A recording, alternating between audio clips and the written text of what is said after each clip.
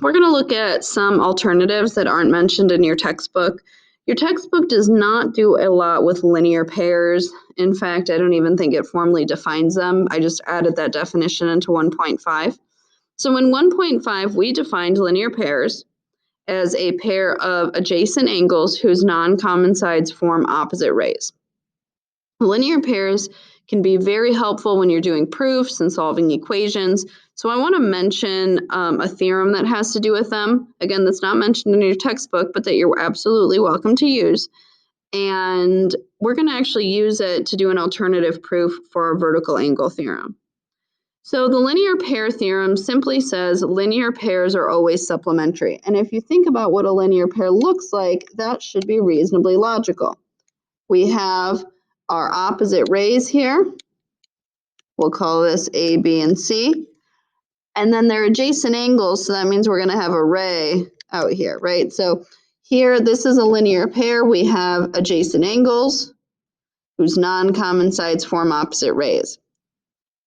And since you have opposite rays, you also have a straight angle, which means this is going to add up to be 180, right? Which means supplementary. So hopefully that's pretty logical. So now why might that be helpful in our vertical angle theorem? Well, your textbook just took angle 1 and angle 3 and then angle 2 and angle 3 and just said, hey, these add up to be 180 using the angle addition theorem, which is great and all, but maybe you don't recognize that, right? Maybe you don't see this as an angle addition sort of problem.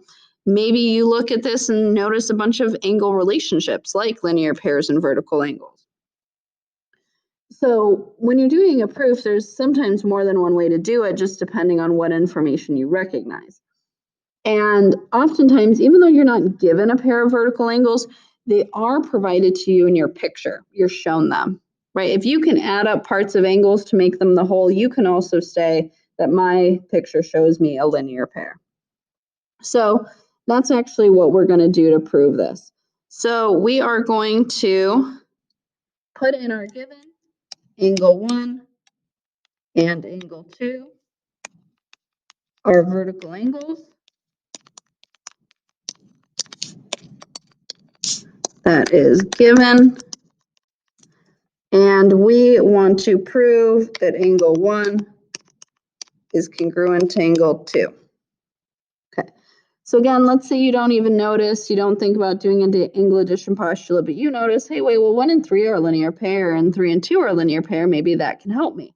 You're allowed to mention that. So we're going to say angle 1 and angle 3 form a linear pair. And then you can do the same thing with 2 and 3.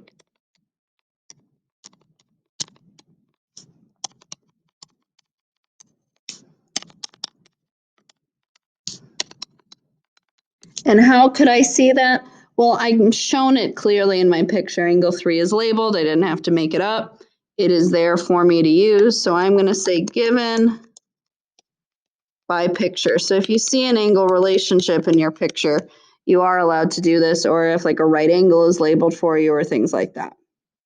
So if they form a linear pair, so then what does that tell us? Now remember, our proofs are basically if-then statements. So if I have linear pairs, then what do I know? Well, according to my linear pair theorem, I would know that they're supplementary. So let's state that. So angle 1 and angle 3 are supplementary. I'm going to abbreviate that, and angle 2 and angle 3 are supplementary. I know that because of my linear pair theorem. Okay. Now, again, another if-then statement. If angles are supplementary, then what do I know about them? Well, supplementary angles are always going to have a sum of 180. So let's show that. So we're going to show that the measure of angle 1 plus the measure of angle 3 equals 180. And we're going to show that the measure of angle 2 plus the measure of angle 3 equals 180. How did I know that? Well, supplementary angles always have a sum of 180. That is the definition of supplementary angles.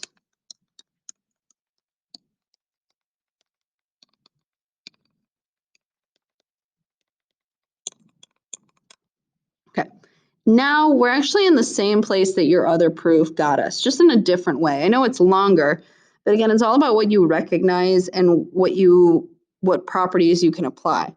So here, again, I see that both equations are set equal to 180. Therefore, I can either apply the substitution property or the transitive property. Again, they both are okay to use with equations. And in this one, personally, for me, I would recognize transitive property because I'd be like, oh, they both equal 180, therefore they equal each other. But maybe you prefer more to think about it as substituting one in for the other. So I'm going to say now that the measure of angle 1 plus the measure of angle 3 equals the measure of angle 2 plus the measure of angle 3. That is either transitive or substitution.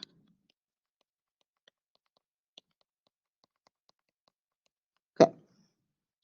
So now I have the measure of angle 3 being added on either side, so I can subtract that out, which gives me the measure of angle 1 equals the measure of angle 2 by the subtraction property.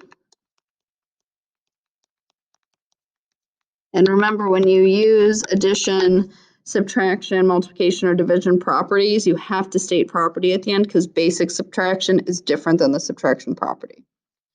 And then last thing, if measures are equal, then I can say they're congruent by the definition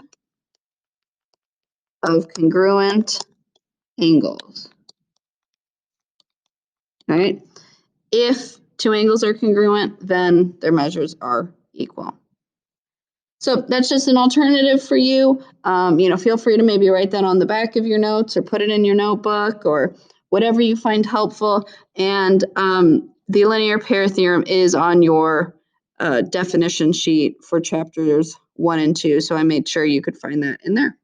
Let me know if you need help.